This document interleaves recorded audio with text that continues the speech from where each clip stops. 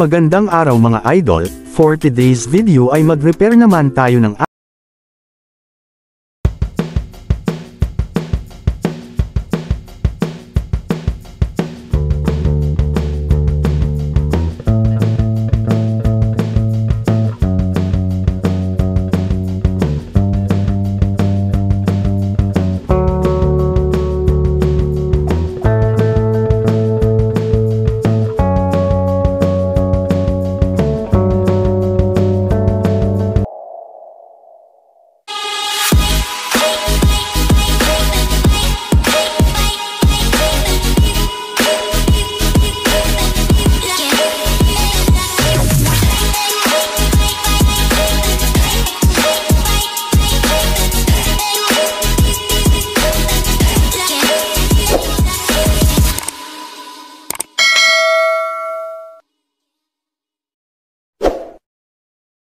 At ngayon mga idol, ay ihanda na natin ang ating mga tools.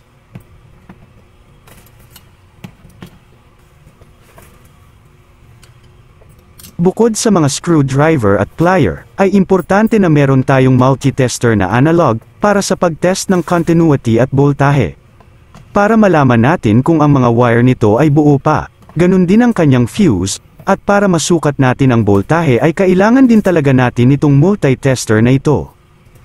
Tinanggal ko na rin ang dalawang screw nito, dito sa likurang bahagi nito, upang makuhanan ng continuity ang mga wire nito, upang malaman natin kung buo pa.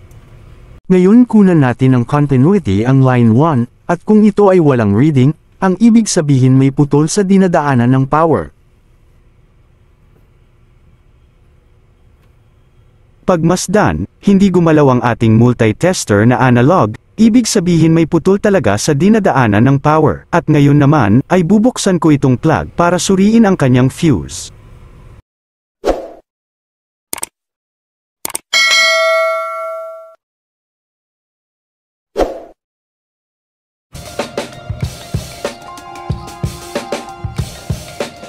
Ngayon nga ay nakita ko na ang fuse, oras na para suriin ito.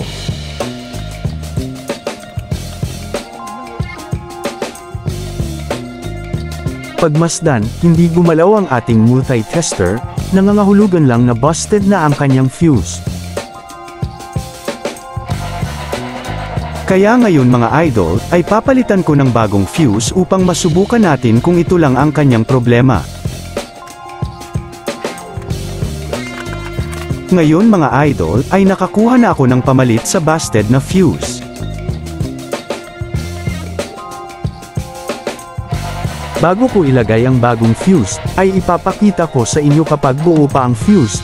Tignan mabuti, gumalaw na ang analog natin, nangangahulugan na ito ay buo pa.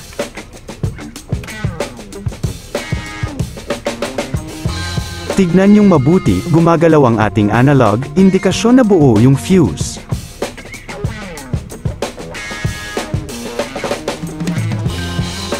Ngayon mga idol, ay pwede ko nang ilagay ang bagong fuse sa plug, at ibalik na rin ang screw nito.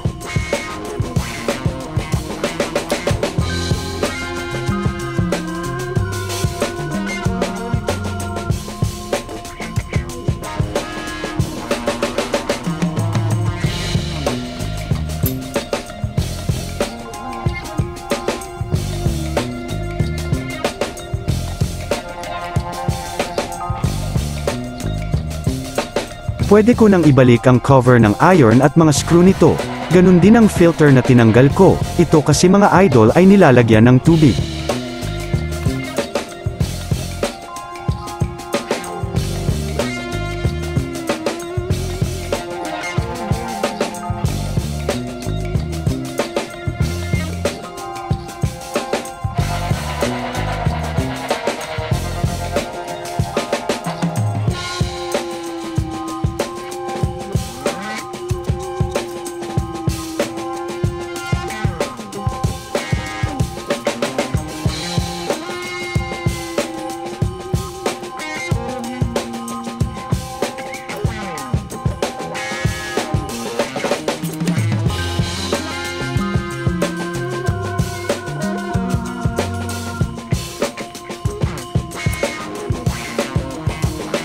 Ngayon ay pwede ko nang testingin ang plancha, tignan na natin kung iinit na siya. Tignang mabuti, umiilaw na ang indicator light, at umiinit na rin.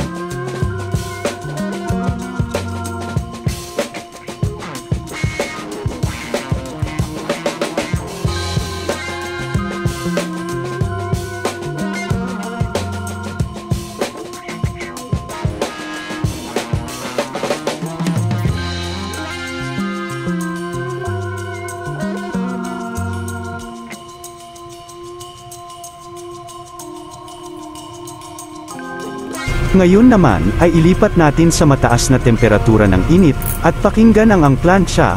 Kapag pinisil ko ang pump nito, ibig sabihin na gumagana na ulit ito.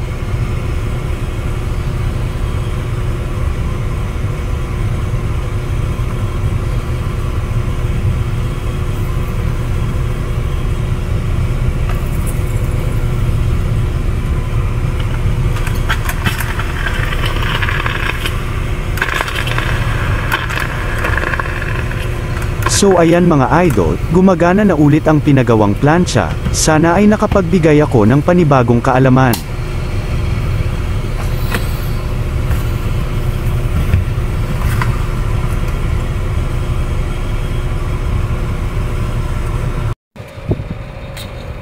So yan nga guys, natapos na natin tong plancha, yung pag-repair natin din sa plancha. So ganun lang yung kalimitan na nasisira dito sa plancha, yung fuse. So kailangan i-check muna natin yung mga wires niya at saka yung kanyang plug. So minsan nakaka-encounter tayo na pag sinaksak natin sa outlet ay hindi gumagana yung ating plancha. So may indicator light yan dito, ito, yan. Makikita nyo yan, pag sinaksak nyo sa ating plug, hindi siya umiilaw. So check lang natin muna yung fuse at saka yung kanyang wire, kasi minsan yung wire niya napuputol yan dito sa loob, nakakalaro na ganyan. Siyempre minsan ginaganito natin siya, yan. Siyempre yung wire niya sa loob malambot, puputol siya.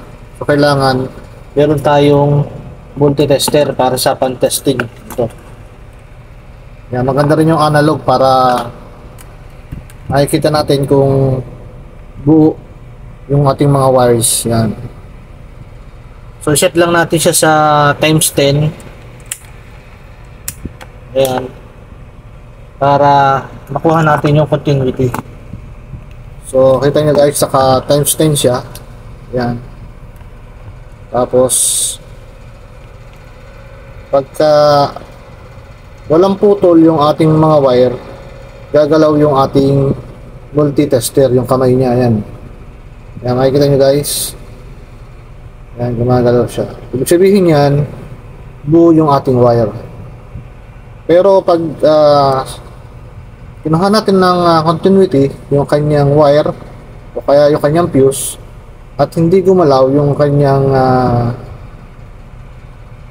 kamay sa ating analog, ibig sabihin yan, may putol o punde yung ating fuse. Ibig sabihin busted na yung fuse natin, kailangan natin paltan o kaya kailangan natin duksungan yung ating wire.